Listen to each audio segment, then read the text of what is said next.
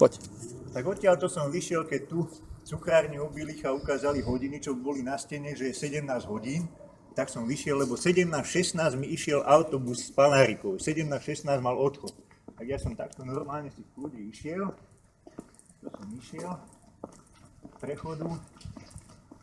Nikam som sa neponáhľal, lebo bol čas. Ja som mal 16 minút čas na autobus. Prišiel som sem, no tak 16, možno že 15, 14, to ja neviem presne koľko. Teraz tu som zastal, pozerám, jediné jedno auto bolo, ktoré bolo idúce zo smeru, od Fraňa Mújtu smerom sem, jediné, a to bolo Alfa Romeo. A to Alfa Romeo zastalo tu a šofér mi ukazuje, aby som išiel. A ja som mu ukázal naspäť, že nejdem, že nech ide on. A on, keď prešiel s autom, tak ja som vstúpil na prechod, idem a bol som už niekde tu. Keď túto z parkoviska niekto musel podľa všetkého vycúvať s autom rýchlo, lebo poza chrbát mi už prešlo auto. Tak ja som tu nemohol ostať stále len tak, však tu není žiadny ostrovček, tak som išiel dopredu, odtiaľ vyletela ženská s autom, tu ma zrazila. A ja som tu už v tej 13. sekunde vidieť, že sa pozriem tam, ale ona sem vletela, v 14. ma už zrazila a ja som potom, tu som mal kapsu vojenskú a v nej som mal čakan aj hrable. A jak do mňa praskla, ona na miesto brzdy skočila na plyn. A to auto ešte zavilo, zrevalo a potom musela skočiť až na brzdu. A ja som letel a padol som niekde v týchto miestach, som padol. Niekde tu som padol, neviem presne kde. A potom tu ostala aj tá kapsa. Tá je aj viditeľná, že tu ostala s tými vecami. A ja som zdvihol, čo sa hrable zlomili, len tú rúčku, bez toho železa, iba tú rúčku zlomenú. A v tých bolestiach som sa dvihol. Dokryval som sa k autu a tuto, jak ona mala ten auťák, hovorím, ten prečníval asi túto kúsok, predok bol niekde tu, tak tu som jej pošľahal, ale 3 razy som jej buchol po auťáku a som jej vynadal, teda čo je bláznivá, lebo čože na prechode ma doláme. A ostal som tu, tu som si už kvokol v bolestiach. A ten znalec tvrdí, že toto bola konečná poloha tela po zrážke.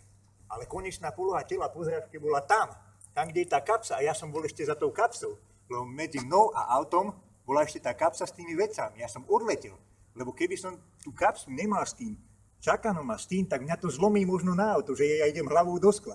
Ale mňa to odstrelilo, tá čakanová ručka sa nezlomila. Hrablová sa zlomila. Ja som tam padol a tam je aj vidieť na kamere, že tá kapsa tam ostala.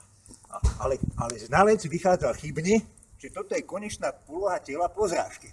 A to je ten problém. A tam je tá kamera a tam je celý ten uhol, že v podstate keď ja stojím tu, tak tá kamera by ma nasnímala, že mám hlavu už niekde, že kde ja som až hentam.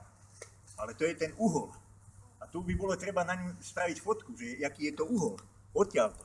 Za mňa sa postaviť, aby bola moja hlava a aby išla na kameru. A potom je vidieť, že aký je to uhol.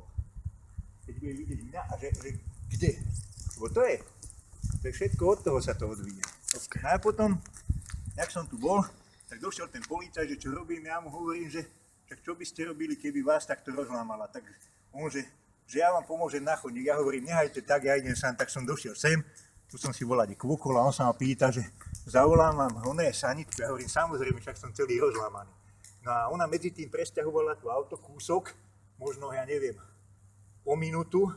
Presťahovala auto niekde, neviem, sem, ale neprešli ani 2 minúty od nehody. Auto už bolo až tam. Ja neviem, ona presťahovala bez toho, aby tu boli policajti až sem.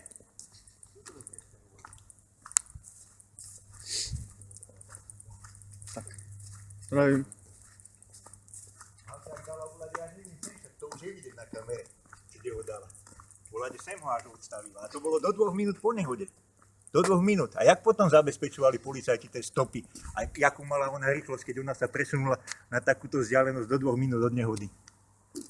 Okay. Všetko samé oné. Klamstvá.